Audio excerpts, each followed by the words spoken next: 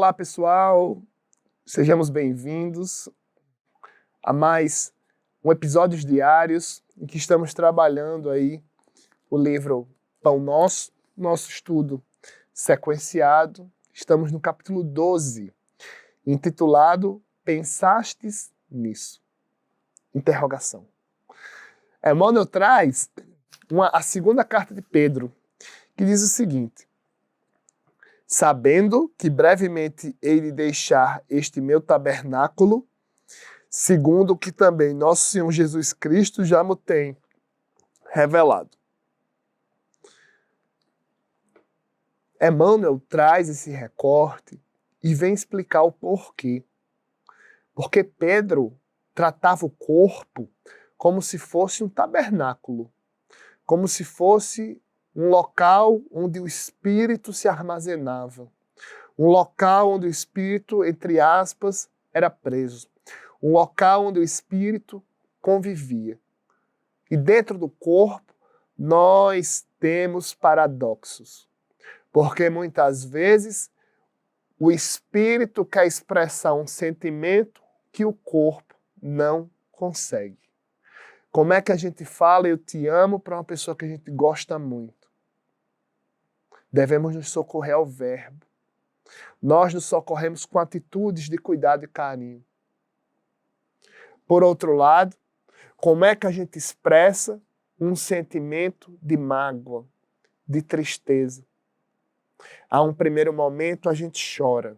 A gente chora até não ter mais lágrima, até o rosto ficar inchado e até a cabeça doer. Mas mesmo o corpo não expressando, o espírito continua sentindo. A lição de Pedro, no estudo de hoje, vem nos trazer uma explicação a respeito das nossas escolhas, das nossas prioridades. Em outras palavras, o que nos move? Emmanuel comenta: se muitas vezes grandes vozes do cristianismo se referiram a supostos crimes da carne, é necessário mencionar as fraquezas do eu, as inferioridades do próprio espírito, sem concentrar falsas acusações ao corpo, como se este representasse o papel de verdugo implacável, separado da alma, que lhe seria então prisioneiro e vítima. Reparemos que Pedro denominava o organismo como seu tabernáculo. O corpo, anota Emmanuel, presta bem atenção, o corpo é um conjunto de células aglutinadas ou de fluidos terrestres que se reúnem sob as leis planetárias, oferecendo ao espírito a santa oportunidade de aprender, valorizar, reformar e engrandecer a vida. O corpo, e eu concordo com Emmanuel, é um conjunto de células que vão se deteriorando a cada dia, no processo de reprodução celular. Que o diga porventura se você também tem cabelo branco. É mais um sintoma, um exemplo que o corpo ele vai se desgastando ao longo do tempo. E é o espírito que se utiliza do corpo, e o corpo é um empréstimo de Deus. O espírito se utiliza do corpo para aprender.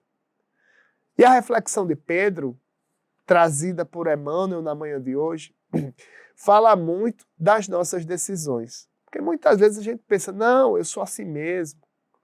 Não, eu sou uma pessoa tranquila, mas você não pode pisar no meu calo. Me aceito do jeito que eu sou. Mas a gente tem que entender que nós somos uma constante. Nós mudamos para melhor. Lei do Progresso, terceira parte do Livro dos Espíritos. E temos que pensar, diante da matéria, o que é que nós fazemos para melhorar, para aprender. Quais são os nossos pensamentos centrais? No final do episódio passado, se você não assistiu, vale a pena voltar lá. a gente trouxe um dever de casa em relação a uma passagem, a uma parábola do Cristo. A gente estava falando, o episódio passado foi o capítulo 11, o bem é incansável. A gente terminou o episódio falando mais ou menos assim. Devemos fazer o bem, e não é porque uma pessoa tratou a gente mal que a gente tem que se magoar para o resto da reencarnação. Tanto com essa pessoa como para outras. Mas nós temos uma perspectiva instintiva de quando alguém nos ofende, a gente se recolhe. E a lição do bem é incansável, que é o capítulo 11, finalzinho que a gente falou aqui, dos nossos traumas. Porque quando a gente tem um trauma, a gente se encolhe numa concha. Fica ali escondidinho, protegido. E a proposta de Jesus e do Espiritismo é fazer dessas dores amores.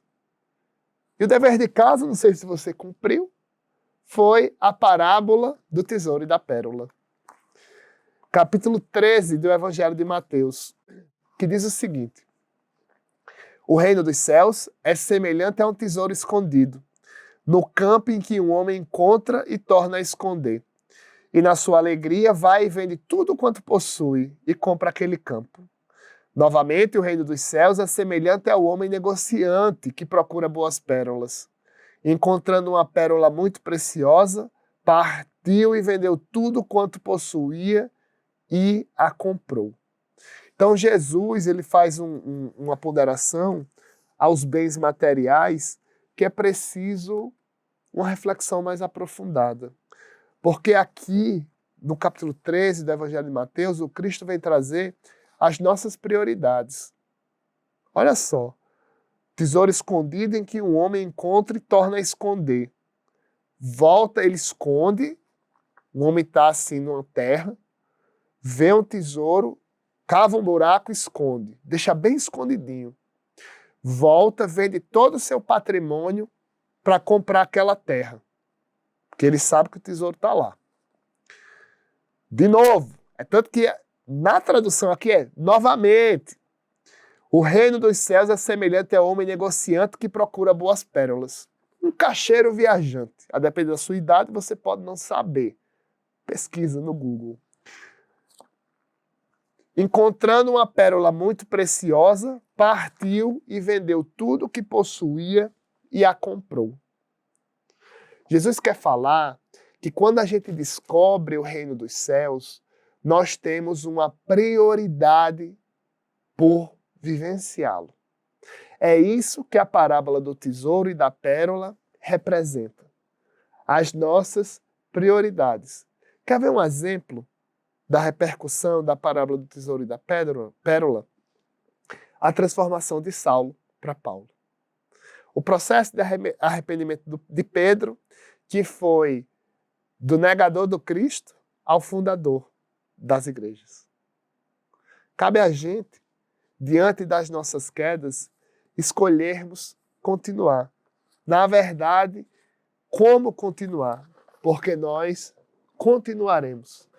O erro é necessário. O amadurecimento é um pressuposto do erro.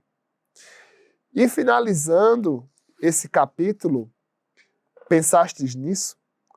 Emmanuel vem nos trazer que o corpo é a concessão de Deus. Olha só.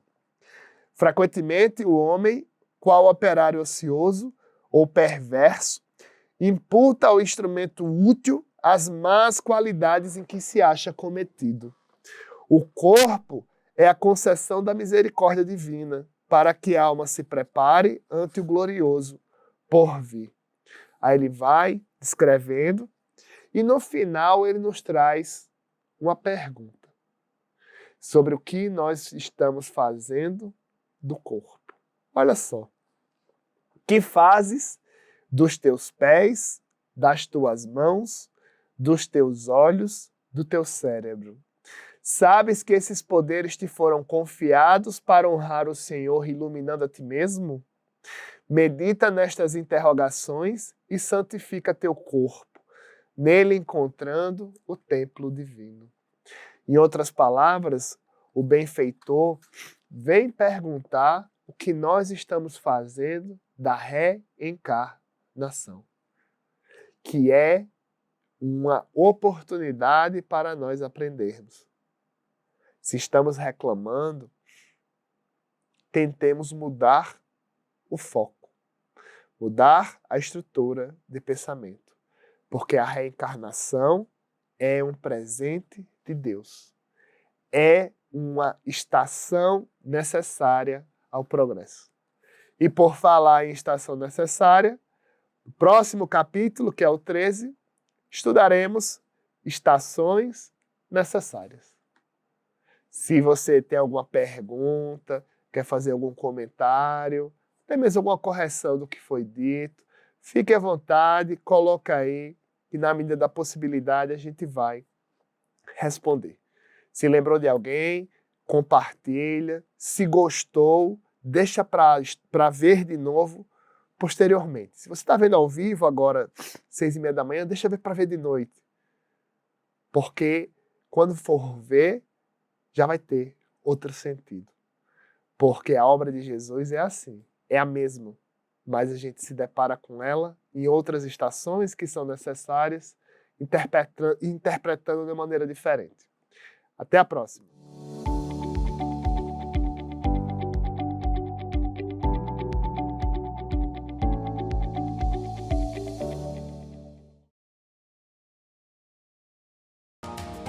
Nós estamos nas redes sociais. No Facebook você pode acessar facebook.com/Comunhão Espírita.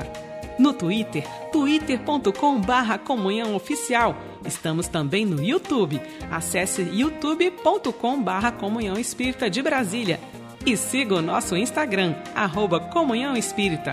Acompanhe, divulgue e participe de nossas atividades.